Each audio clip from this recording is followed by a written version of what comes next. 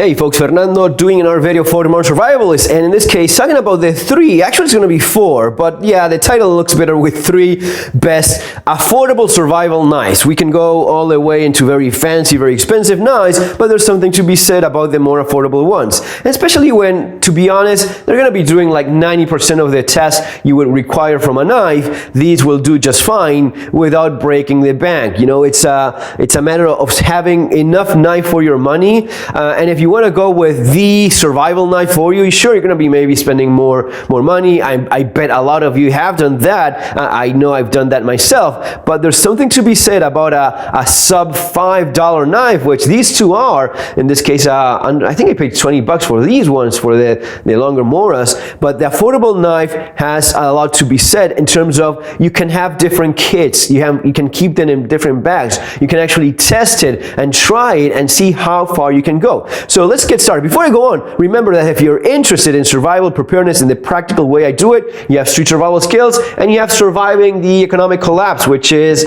my book regarding my experience in Argentina with the economic meltdown of back in the day in 2001 when it all fell apart. You have that available in Amazon, following the links below. I'll leave links for some of these if I find them. Not always the case, but whatever it is that I find, I'll put there in the descriptions below. The first one, Halterforce. This is a brand that I came across a few years ago. I paid, I think it was $3.50. It was definitely under $4 or $5. It was definitely not more than $5 each. So I bought like 6 or 7 or 8. I don't even remember how many are floating around.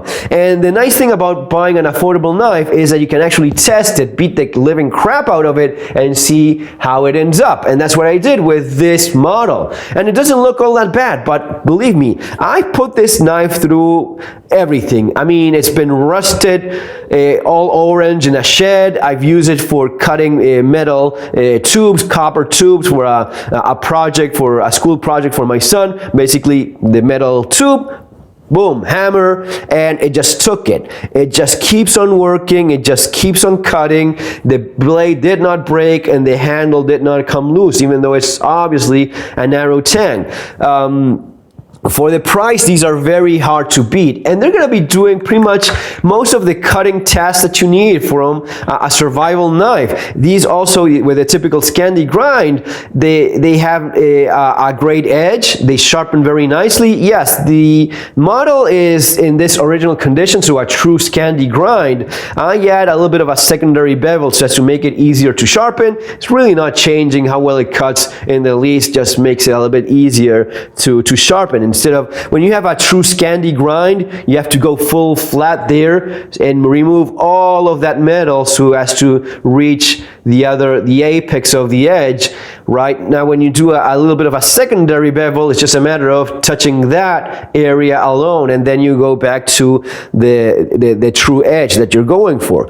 But they cut very well and they pierce very well, which is something that you want in a survival knife for a lot of practical purposes. Also, in case you actually end up using one of these knives for self-defense. May sound a little bit crazy. Oh, it's not a tactical knife. Well, believe me, these are perfectly capable of doing most of the things you want a self-defense knife to do. In terms of piercing and slashing and cutting, it's not a very long blade, but trust me, this is going to be a lot of blade when it's used in a thrust so as to defend yourself. Not only that, you can keep it on the inside of your pants, or in the belt, and there's no attachment there, so it just comes out very easily. So there's no messing around with any latch or anything, which in the case of the Glock knife, which is, yeah, this is a true combat knife, but this, unless you're very familiar with removing it, you don't want to be struggling with getting it out of there. If you want something for self-defense on the street, maybe this makes a lot of sense. You just keep it on the inside of the waistband,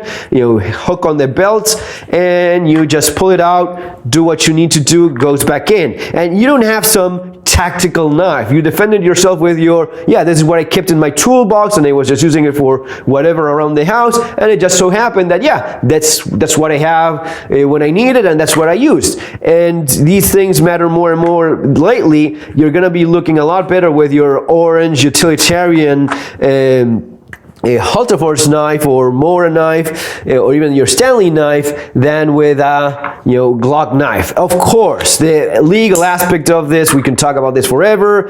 If it's a clean cut case of self-defense, doesn't matter what you use, but sometimes if the line is a little bit not so clear there, all of these little things may end up aiding you.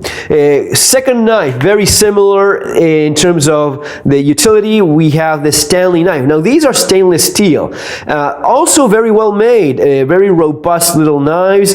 I like that it's stainless steel. This idea that a survival knife has to be carbon steel, that is back from the 60s. Really, these days you have some premium, very high-end stainless steels, and even the more affordable stainless steels are super tough, super durable, hold an edge forever, and they're easy to sharpen. If it's a good stainless steel, properly heat treated, it should perform just as well as your carbon steel knife. Now, yes, usually carbon steel blades are nice. They used to be a lot easier to work with back in the day. It's been a long time since your stainless steels can do just as good or even better than your more typical carbon steels. Now, if you want to go with a carbon steel, yeah, it's likely to rust. This one had rusted a lot. You can just clean that up, and it's going to be leaving a little bit of a patina. For a survival knife, I think that stainless steel is the way to go. Second knife would be the Stanley. It has very similar patterns, basically your Scandi, typical Moderna Scandi type of knife with a similar sheath. This one has the lanyard hole here though, which can be useful. And it's a little bit more of a rubberized texture, and you have a little bit more of an aggressive retention. I like this one honestly better than the Halterforce or the Moderna clipper. The third knife, Moderna. Your Moderna clippers are great. I have some around. I like these ones better. It's a little bit more expensive. Actually, it's quite a bit more expensive compared to these two especially, but you have a longer blade. Now, it's not in my view like what I'd like in a true survival knife. I'd like to have a little bit of a thicker stock here in the blade, but the length, it's going to be giving me a couple more options. And when it comes to self-defense, yeah, this is going to be more blade, so as to reach, so as to have even more penetration, slashing. It is even a little bit more intimidating, which sometimes does come into play. You never know. But yeah, you have basically more knife and more Moderna knife. This is going to be super sharp. These are razor sharp, Scandi type blades, stainless steel, very high quality. These, yes, made in Sweden. So you're paying a little bit more, but you have a great knife. This is a very soft material so as to hold on, maybe not as aggressive, but yeah, very comfortable for using for a long period of time. That's why I have a few of these as well. The sheath, nothing special, just your typical, friction retention, but especially with this long blade, no problem. Yeah, nice. Finally, of course, the Glock knife, the thing I think it works best as your affordable utilitarian survival knife that I would have in different kits. I actually have some of these in different kits, especially for family members that may not be as so something that's small or more easy to move around and use for cutting tasks.